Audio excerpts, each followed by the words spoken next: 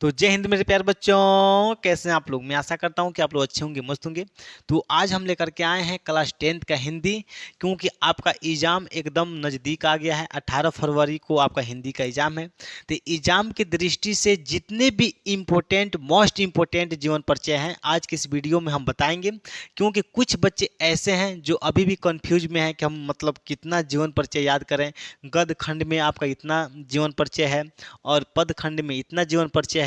तो आपके लिए क्या इम्पोर्टेंट है, एग्जाम की दृष्टि से कौन कौन से जीवन परिचय आ सकते हैं, आने की संभावना ज़्यादा है, ठीक है। क्योंकि जो हर साल यानी हर साल पूछे जाने वाले जितने भी इम्पोर्टेंट जो जीवन परिचय हैं आज की इस वीडियो में हम आपको बताएंगे, ठीक है। एकदम ध्यान से आप समझिएगा, ठीक है, कि कौन कौन से जीवन परिचय आता है, ठीक है। क्योंकि कुछ बच्चे ऐसे होते हैं जो स्कूल में एडमिशन करा लेते हैं, क्लास नहीं करते हैं, बाहर चले जाते हैं कमाने, कमाने के लिए बाहर भाग जाता है सब, ठीक, लड़का सब खास करके, ठीक ना। जब जब एग्जाम नज़दीक आता है तो 10-15 दिन पहले घर पे आ जाता है सब एग्जाम देने के लिए। क्योंकि इसको मतलब टॉप करने से तो मतलब है नहीं, केवल पास होना है, केवल फर्स्ट डिवीजन से पास होना है, इसलिए एडमिशन करा लेगा और स्कूल से चला जाएगा, बाहर चला जाएगा कमाने।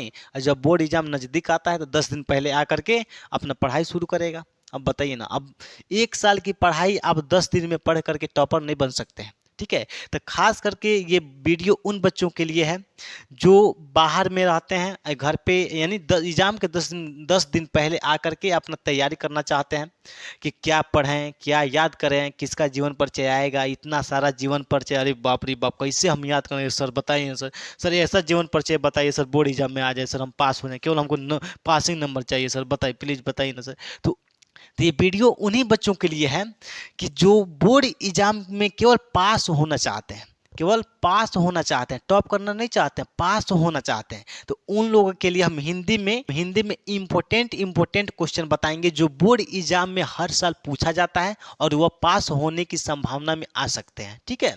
तो सबसे पहले हम देखिए जीवन परिचय इंपॉर्टेंट कौन कौन सा है। तो सबसे पहले हम गद्य खंड में देखते हैं। गद्य खंड में सबसे पहले क्या देखते हैं, आपका इतना सारा कवि है, क्या है ये सब, क्या है, कवि है, ठीक है। तो इतना कवि का जीवन परिचय आप तो याद नहीं करना है।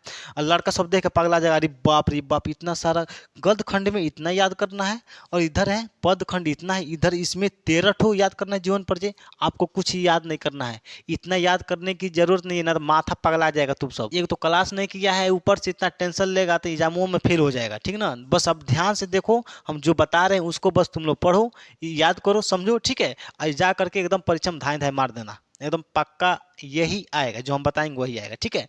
देखिए, तो सबसे पहले हम गद्य खंड में समझते हैं।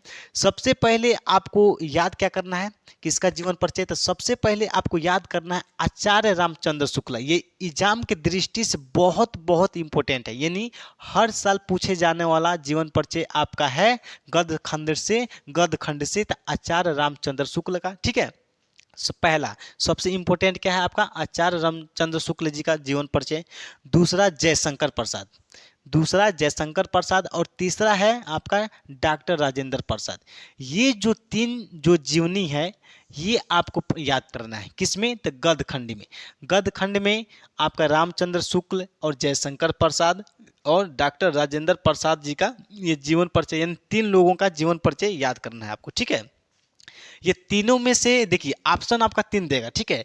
3 जीवन परिचय आता है, यानी 3 कवि का जीवन परिचय गद्य खंड में पूछेगा, लेकिन कोई एक लिखना रहता है, ठीक है।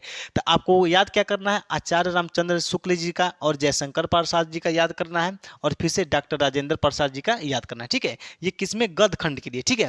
अब इसमें समझते हैं, इसमें तो आप देख के पगला जाएंगे, अरे बाप रे बाप, इतना जीवन परिचय है, इतना हम याद करेंगे। इतना याद करने की कोई ज़रूरत नहीं है, ठीक है। जो हम बता रहे हैं उसको बस आप याद कीजिए। एग्जाम में यानी आने की संभावना 101% है, ठीक है। क्योंकि हर साल वही बार बार रिपीट होती है। देखिए, सबसे पहले आप पद खंड में क्या याद करेंगे, यहाँ पे जितने भी नाम लिखा गया ये सब लेखक हैं, क्या है, लेखक है, और ये सब क्या है, कवि हैं, ठीक है। तो सबसे पहले पद खंड में आप सूरदास का जीवन परिचय याद कीजिएगा। दूसरा इसमें तुलसीदास जी का, फिर से चौथा रसखान, और यहाँ पे महादेवी वर्मा। ये 4 यानी, और एक और है यहाँ पे, इसको क्या कीजिए आप लोग, इसको सूरदास को मिटा दीजिए, और यहाँ पे मैथिली शरण गुप्त यानी 4, यानी पद खंड से आपको 4 जीवन परिचय याद करना है, बस इसमें से पूरा याद नहीं करना है, पूरा याद करने की कोई आवश्यकता नहीं है, बस आपको केवल 4 जीवन परिचय याद करना है। इंपॉर्टेंट है आपका, यानी तुलसीदास जी का, रसखान जी का, और यहाँ पे महादेवी वर्मा जी का, और यहाँ पे मैथिली शरण गुप्त। ये चारों में से कोई एक पक्का आएगा, एकदम 101%, 101% गारंटी। ये चारों में से कोई एक जरूर आएगा, ठीक है। तो इसलिए आप तुलसीदास, रसखान और मैथिली शरण गुप्त जी का और महादेवी वर्मा, ये बहुत बहुत इंपॉर्टेंट है। महादेवी वर्मा जी का जीवन परिचय यानी हर सेट में आपको मिलेगा देखने के लिए, ठीक है।